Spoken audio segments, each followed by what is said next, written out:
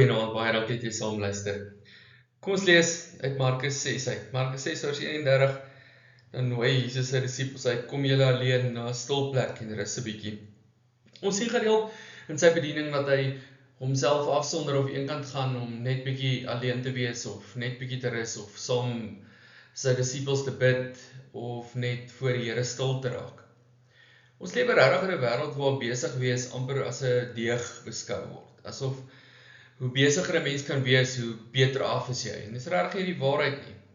Ons dae is gevul met werk, verantwoordelikheid, selfone, boodskappe, eindelose geraas. En wanneer ons nie 'n selfoon in ons hand het nie, is ons doodverveeld met onsself. Selfs wanneer ons uiteindelik stil sit, is ons gedagtes dikwels aan die werk of besig met iets. Dis juist daarom so opvallend dat Jesus sy disippels in Markus 6 doelbewus nooi om saam met hom na 'n stil plek te gaan. Dis is sonder net bietjie af, raak net bietjie stil.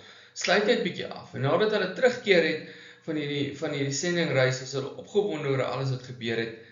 Hulle het gepreek, mense gedien en groot dinge beleef. En tog kyk Jesus nie eers na wat nog moet gedoen word nie, maar na hulle harte en hulle moegheid. En daarom sê die Here vir hulle, kom, dis tyd om bietjie af te skakel. Dis tyd om bietjie rustig te raak en bietjie inkant te wees en so bietjie te rus. Ons is nou hier in 'n tyd waar vir baie van ons, nie almal nie, dat die begin van die skoolvakansie is en ons programme van nature bietjie rustiger raak. Nie meer so baie agter skoolaktiwiteite aanry en al daai dinge nie. Baie van ons gaan op vakansie en ons is dalk nou ook in 'n tyd waar die Here vir ons sê bietjie rus, maar nou moet ons reg rus. So moet dit op die regte manier doen. So kom ons gesels bietjie daaroor. Die Here Jesus sê, kom saam met my. Hierdie uitnodiging gaan egter oor baie meer as net fisiese rus. Jesus sê nie bloot gaan neem 'n breek of wat 'n vakansie of hy sê kom saam met my.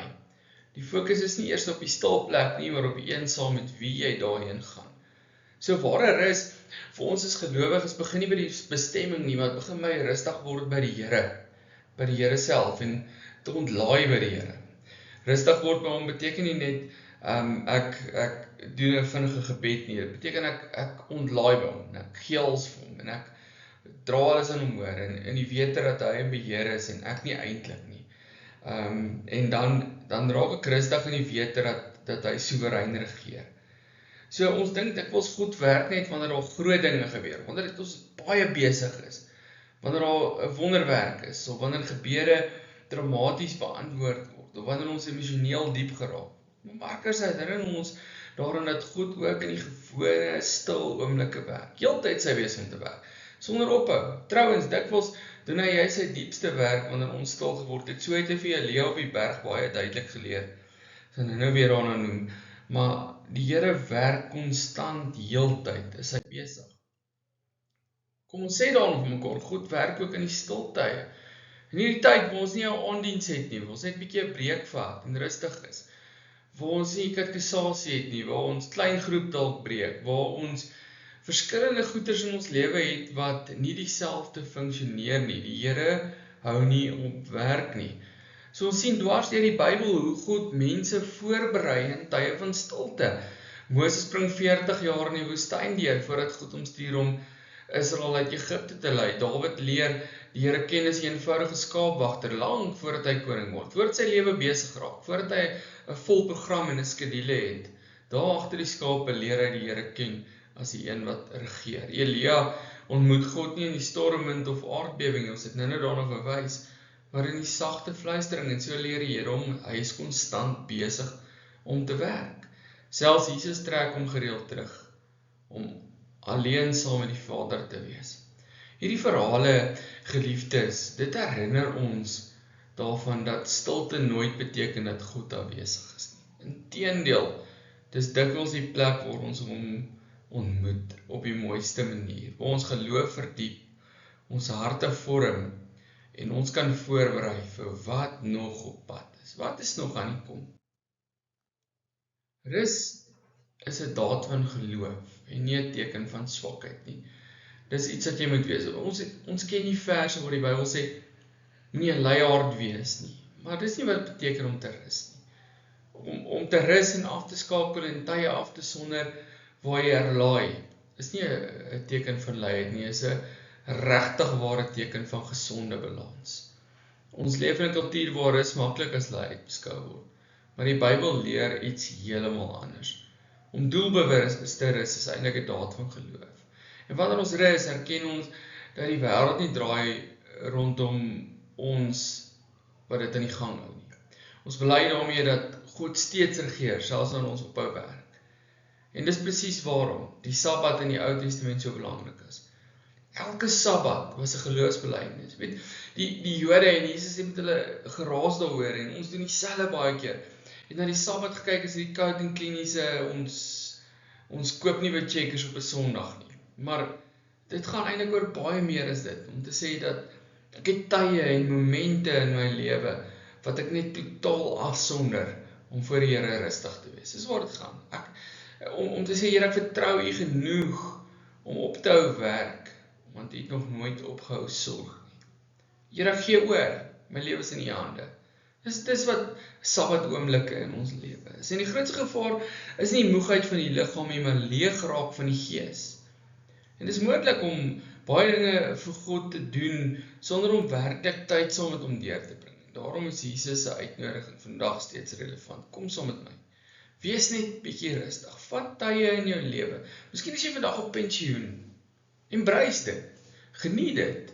Die Here gun dit vir jou. Die Here wil dit vir jou hê. Maar gebruik dit ook tot vrugte vir sy koninkryk, waar jy met hom tyd spandeer. Wees 'n bidder vir die mense vir wie niemand anders bid nie. Wees 'n helper vir die mense vir wie niemand anders kan help nie. Jy het die tyd. Of waar ook al in jou lewe nou is, gebruik tyd om saam met die Here te spandeer en rustig te wees. En net te herlaai. Moenie jou skedule jou baas laat word nie. Wees die baas van jou skedule. Skedule is bedoel om ons lewe te gemaklik. En baie keer raak dit so dat ons skedule ons beheer. En dis nie die plan nie. Dis nie die wil van die Here nie. So ware herlaai gebeur nie net wanneer ons langer slaap of 'n paar dae weggaan. Ons word werklik verfris en vernuwe wanneer ons stil word in die teenwoordigheid van die Here. Wanneer ons sonder gejaagdheid miskien besig is om sy woord te lees, Bybelstudie te doen. En daaroor te dink, wat is die toepassing hiervan in my lewe? Hoe leef ek hierdie uit? Wanneer ons rustig bid en weer bewus word van die eenvoudige waarheid. Die Here is hier, elke oomblik van my lewe is hy besig. Ek kan nie sonder hom nie. Ek is niks sonder hom. Ek het niks sonder hom nie. En hy is hier. Hy los my nie om sonder hom te wees nie. Wow, wat 'n wonderlike voorreg. Prys die Here daarvoor. So die uitnodiging om nader aan hom te lewe en by hom te rus, is iets wat jy regtig waar ernstig moet opvat en in moet leef. Vakansietyd of stiller tye in ons lewe bied daarom 'n besondere geleentheid. Wanneer programme minder raak, wanneer die tempo stadiger word, is dit maklik om ons geestelike lewe op 'n laer rad te sit en dis nie wat moet gebeur nie. Die Here gee juis die rustiger tye as 'n uitnodiging sodat ons nader aan hom kan leef. Nie om van hom af weg te rus nie, maar om by hom te rus. Die Here het ons meer nodig vir ons vrede en ons rus in hierdie lewe as wat ons ooit sal besef. Ons dink aan Jesus se woorde in die saligspreking in Matteus 5. Geseënd is hulle wat weet hoe afhanklik hulle van die Here is. Julle daai geseëndheid is die woord Makarios. Dit beteken oorvloedig gelukkig. In volmaaktheid met vrede en rus vervul is jy as jy weet ek hoort by die Here. Hoe wonderlik is dit, dat dit wat ons die meeste nodig het, is so in oorvloed beskikbaar. En daarom kan ons weet, ons kan by die Here rus. So maak tyd om die Bybel rustig te lees. Maak tyd om oor dit te dink. Sit jou selfoon net asseblief bietjie doelbewus eenkant. Los net die ding, vir 'n halwe dag, vir 'n hele dag, as jy kan. Gaan stappe en geniet God se skepping en sê vir hom, Here, hoe amazing is dit wat U gemaak het, prys U naam. Bid sonder om aan die volgende afspraak te dink of na dit te jaag. Luister eerder as wat jy praat.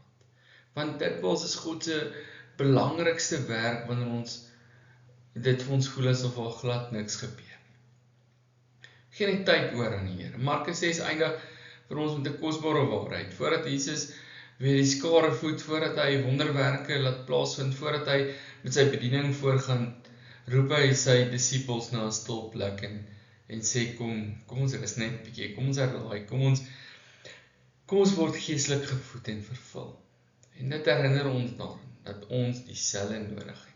God is nie net 'n God van groot oomblikke nie, hy is ook 'n God van stil tye. Geloof wat môre se storm sal weerstaan word vandag gevorm. En dit gebeur in die stilte van sy teenwoordigheid. En dit gebeur wanneer ons dit besef en in dit leef. Daarom sê die Here ook vir jou nou vandag, in hierdie winterstyd, wanneer dit reeds al donker is, wanneer ons aanddiens sou hê, sê die Here, kom rus 'n bietjie saam met my. En dis die grootste geskenk van 'n stiltyd. Nie rus self nie, maar die Here wat ons ontmoet, daar ons is. Maak seker jy ontmoet hom, spandeer tyd saam met hom, wees bly daaroor, en prys sy naam, vir die goedheid van sy genadebeginsels in ons lewe. Kom ons bid saam. Here, ons loof en ons prys U vir die wonderlike voorreg dat ons saam met U kan rus, en dat ons grootste rus in U is, dat die volmaaktheid van U vrede, die volmaaktheid van U heerskappy, die volmaaktheid van U plan met ons lewe, ons vervul en ons bedek in die tye wat ons werklik in geloof in totaliteit aan U oorgee. Ons loof en ons prys U en ons bid dat ons dit toenemend meer sal doen in Jesus se naam. Amen.